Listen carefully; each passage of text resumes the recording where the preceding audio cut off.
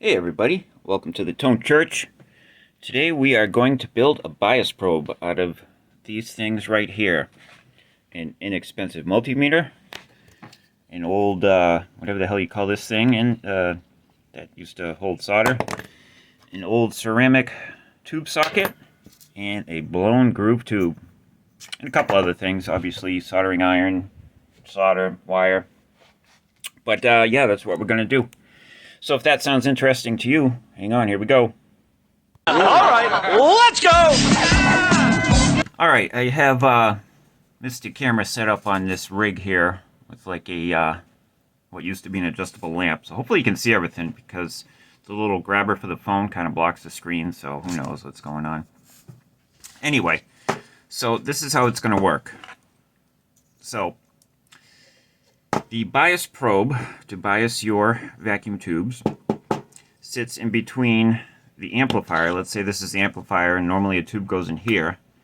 So we need to make kind of like a socket, which is going to be sort of like this, that sits in between the vacuum tube and the amplifier. And we need to get some wires plugged into the socket that runs, the plate voltage will run through the multimeter and into the amplifier, and we'll be able to read milliamps. And then when you can adjust the bias accordingly. So we've got this old ceramic tube socket here. Don't buy ceramic tube sockets, they're fucking garbage. But this one's laying around and I'm not going to stick this in an amplifier, so this would be a good use for it. And we have an old blown groove tube. So we're going to break the glass here and cut all the crap off of this and use this. Wire up all the leads into the pins as needed. And I was hoping to use this tube as like, you know, a shell around there. And I think it might work if I don't break it. And then, of course, our multimeter. So what we're going to do now is we're going to clip, clip, clip with our favorite tool. I like dikes. Who doesn't, Ken? Try and get this tube out of here without completely destroying it. And we're going to smash this and clip, clip, clip. So, yeah, I'll check back in with you after I do all that. Alright, glad that's over.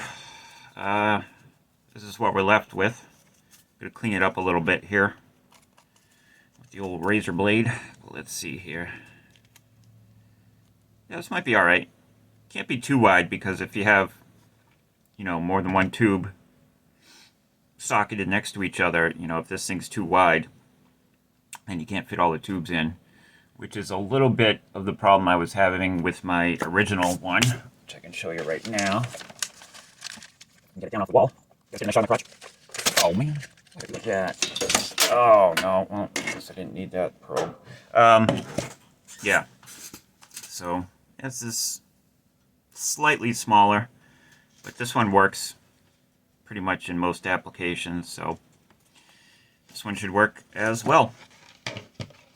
Alright, I'm going to clean up this mess. I'm going to clean this up a little bit. I'm going to put all the crap back that just fell down. And then we're going to desolder all this junk and clean this up as best as possible. And then we'll start constructing our new bias probe socket. Bias probe socket, not socket, meter thingy. Bias probe tester. Whatever. Bias tester thing. Alright, I'm going to try and do something cool here. So, let me get Mr. Pointer here. We need to break the glass off and remove the glass.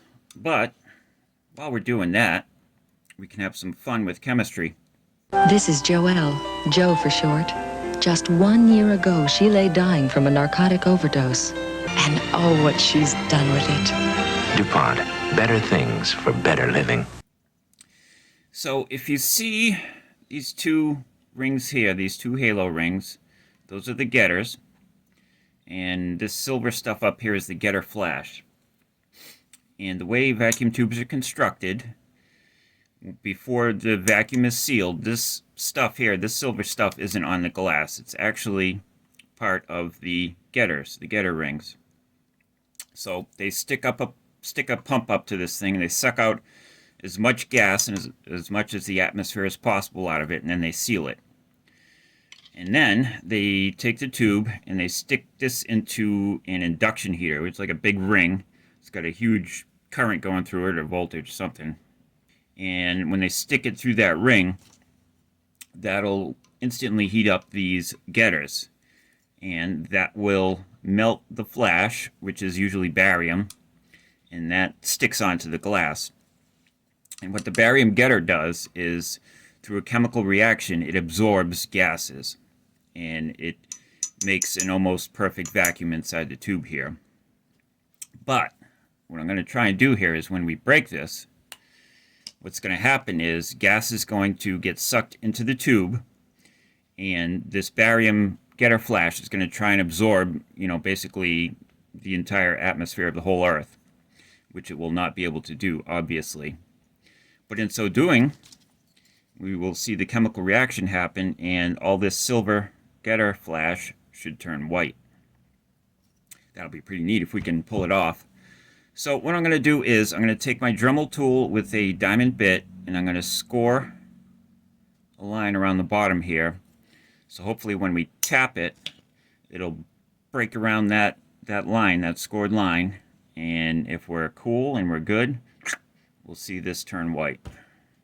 Can he do it? Probably not, but we're going to try.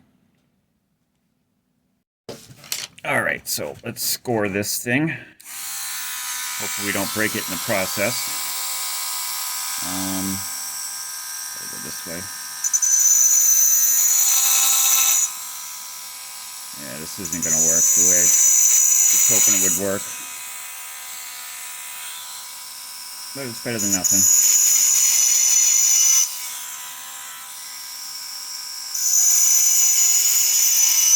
This is why we do experiments. To verify that our boneheaded ideas are boneheaded.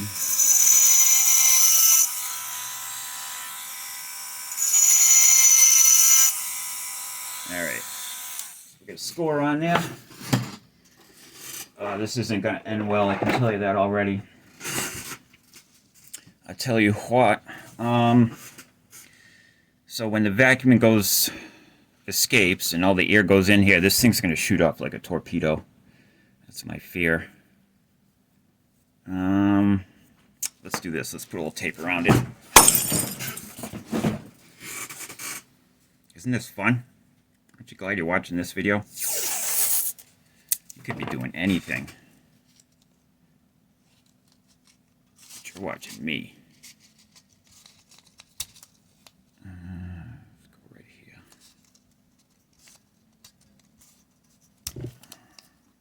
Right here. Alright, hopefully this doesn't end in a catastrophic failure. Alright, now we need to whack it. It's the best way to do this. Let me rearrange the camera so we can get a decent shot. Alright, how does that look? Oh, this isn't going to end well, I can tell you that already. Here we go. LOL!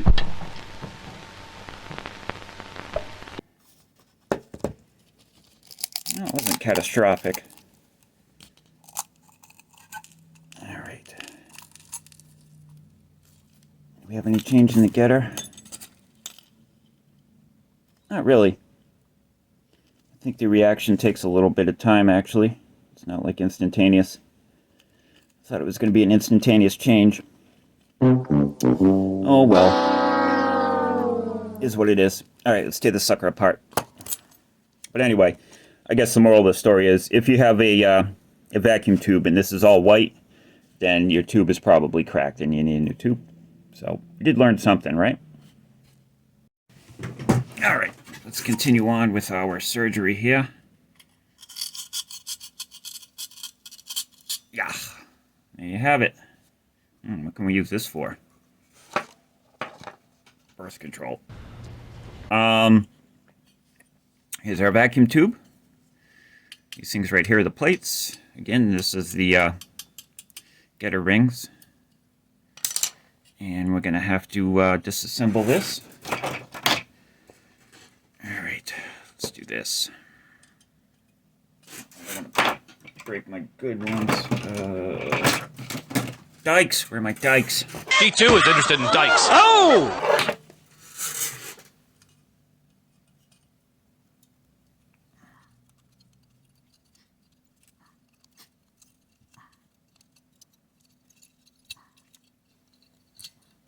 Bam. Here we go. This is the part we need right here. Cool. All right. Let's see what we can do with this thing, if anything. This is the mica spacer. It's made out of mica, which I believe is a type of a rock, right? Oh yeah, now we're getting to the good stuff. What's this? Here we go. Ooh. Nice.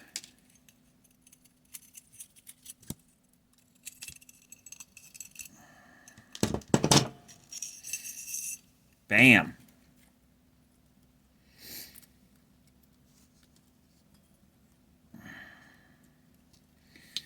All right, so we have our plates. Got a couple of grids in here. I don't know which one's which. Someone smarter than me would have to tell you what that's all about. But I would think the inner grid, springy looking thing there, is your control grid, and then your screen grid. And I'm not sure what this is. Possibly the suppressor grid, maybe. I don't know. Look it up. Do your own research. That's it. Not much to it. Just basically heating up a piece of metal and shooting electrons into another piece of metal. All right, let me clean this sucker up and then we'll move on. Science experiment is over. Yes. This is one you ought not to try at home unless your parents are around because you're using fire. Are you ready? Yeah. Would you like to blow? No, you can do it. Okay, here we go. All right, let me show you what we got going on here. We got all the pins, which we trimmed down and took off all the little excess spare little bits. And then we made little J's out of them. And then we're taking jumper wire, this copper piece right here, which is not in focus. Made a little J there. We're going to connect that to the base pin like that. We're going to solder it in there. And I should probably point out, I didn't figure this crap out myself. I first learned how to do this by watching the Guitologist video. He's got a couple of videos.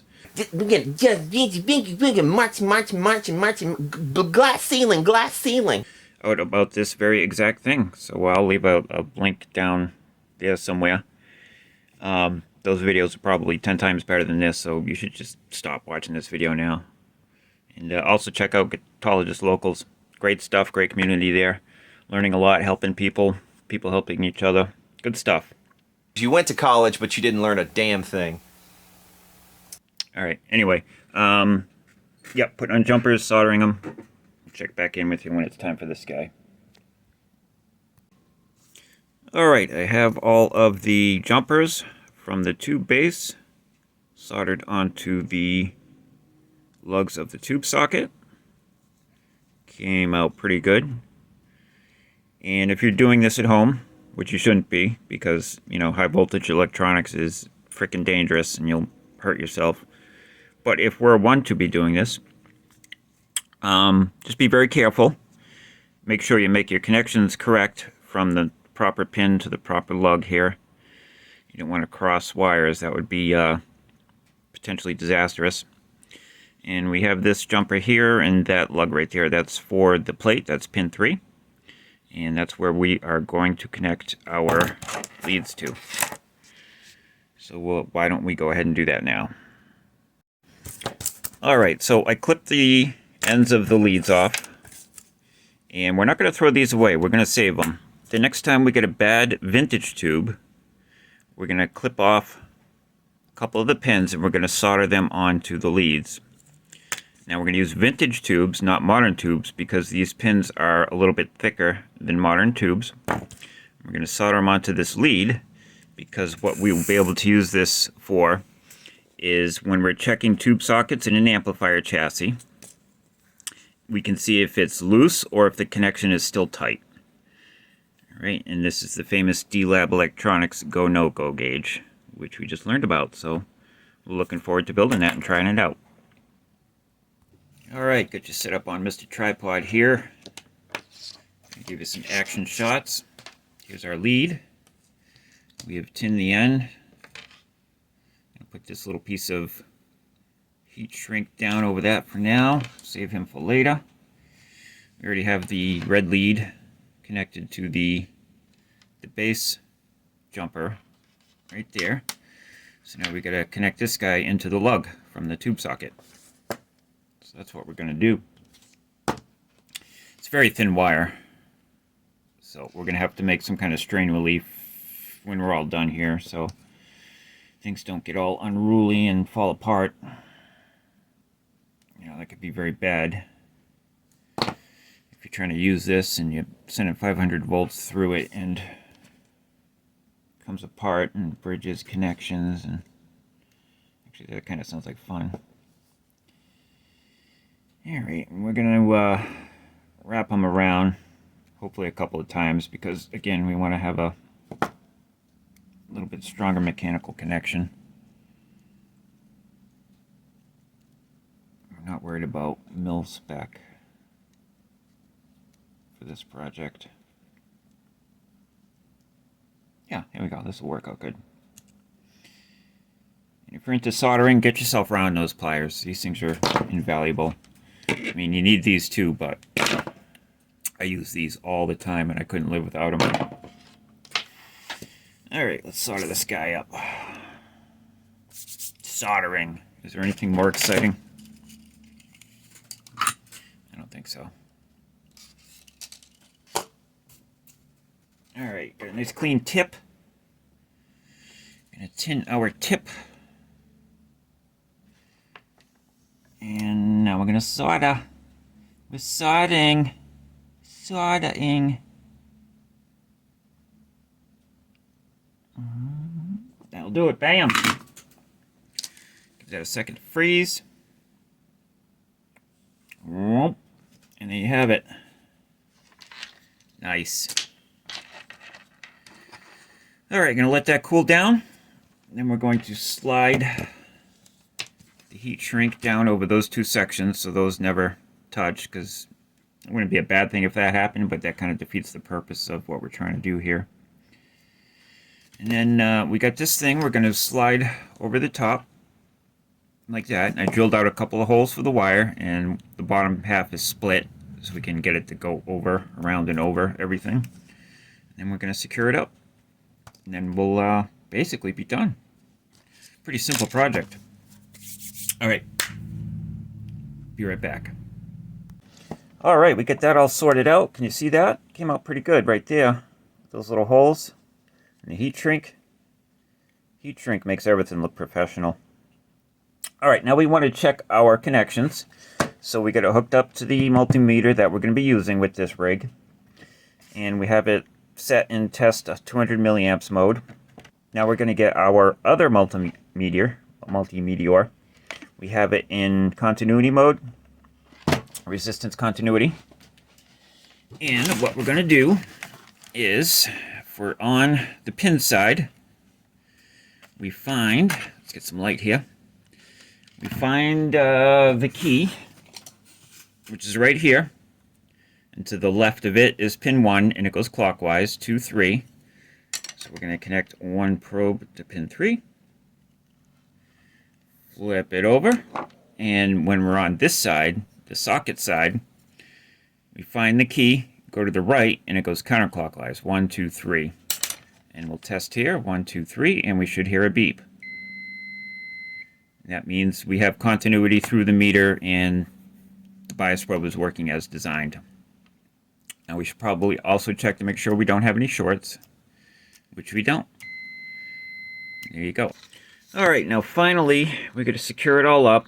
I'm using this piece of tape here as kind of a strain relief, so we're not pulling on those connections where the leads are connected to the gizmo here. I think I'm gonna just take some silicone and squirt it in here.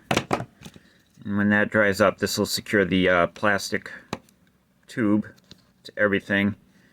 And we're just gonna wrap it in duct tape. It's not gonna be pretty, but we don't care about pretty. We just want it to work. If we cared about pretty, we'd spend the money and you know, buy the ones off the internet. But yeah, that's about it. That's all we got left to do. Bam! And there you have it. We got ourselves a little bundle of tube biasing joy. And this will go nicely with the first one I built. Right here. And when I built this one, I attached these leads backwards, so if you hook it in with the black one on common and the red one on, you know, the regular milliamps section thingy plug here, it actually reads negative milliamps, but it's all right. We know what it means. Yeah, not bad. Now we can test both tubes in a push-pull pair at once at the same time, or hopefully the first project we're going to use this on is the JCM 900. We're just waiting on the mailman to deliver some parts, and that has 4 tubes, 2 pairs of 2 in push-pull, so we'll be able to test both sides at the same time. And you know, hopefully we won't find anything like runaway bias or anything like that, but that is a story for another video. Alright, hope you learned something. Thanks for watching. Thanks to Brad for showing us how to do this, and hopefully we'll see you real soon with a Marshall JCM 900 in our new vacuum tube bias tube probe, right? That's what it is, right? Is that what we're doing here? What are we doing here? Nobody knows. Alright, thanks for watching. 6.5 hours later. Check it out. I wasn't lying to you. We get a bunch of milky white stuff at the end of our tube. That's what she said. Done.